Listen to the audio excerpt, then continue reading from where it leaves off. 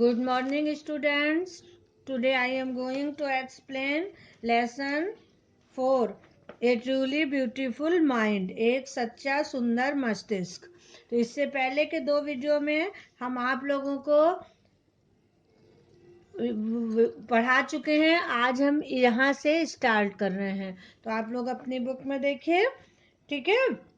While Einstein was solving the most difficult problems in physics, his private life was unraveling.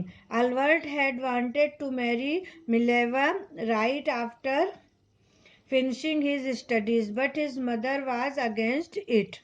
तो जब Einstein भौतिक शास्त्र की अत्यंत कठिन समस्याओं को हल कर रहे थे, उनका व्यक्तिगत जीवन उलझनों में था. अल्बर्ट मिलेवा से अपना अध्ययन समाप्त करने के ठीक बाद विवाह करना चाहते थे, किंतु उनकी मां इसके विरुद्ध थी.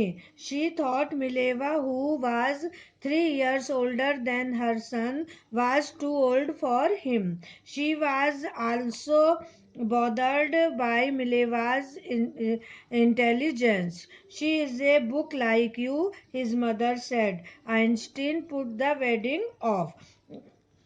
उन्होंने सोचा कि मिलेया जो उनके पुत्र से 3 वर्ष बड़ी थी, उनके लिए वे बहुत ज़्यादा बड़ी थी. वे मिलेवा की बुद्धि से भी उनके लिए चिंतित थी. वह तुम्हारे लिए एक किताब के समान है, उनकी माँ ने कहा. आइंस्टीन ने विवाह स्थगित कर दिया.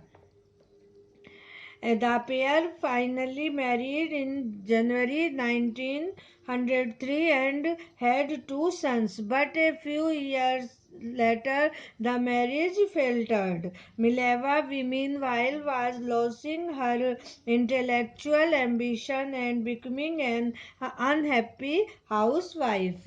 अंततः जोड़े ने जनवरी 1903 में विवाह कर लिया और उनके 2 पुत्र हुए, किंतु कुछ वर्षों के पश्चात उनका विवाह बंधन कमजोर हो गया. इस बीच मिलेवा अपनी बुद्धि की महत्वाकांक्षा को खोती जा रही थी और एक असंतुष्ट गृहिणी होती जा रही थी.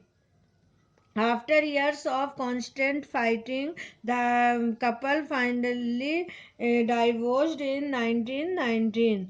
Einstein married his cousin Elsa the same year.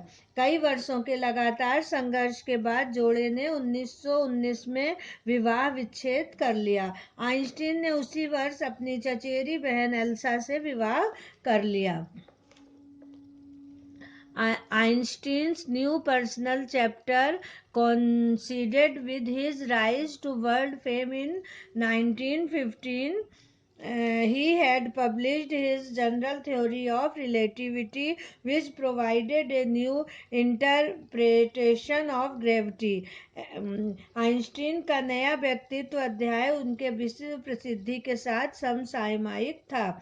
1915 में उन्होंने अपने सापेक्ष का सामान्य सिद्धांत को प्रकाशित किया, जिसने गुरुत्वाकर्षण की नई व्याख्या पेश की. An eclipse of the sun in 1990 brought proof that it was accurate. Einstein had correctly calculated in advance the extent to which the light from fixed stars would be deflected through the sun's gravitational field. The newspaper proclaimed his work as a scientific revolution.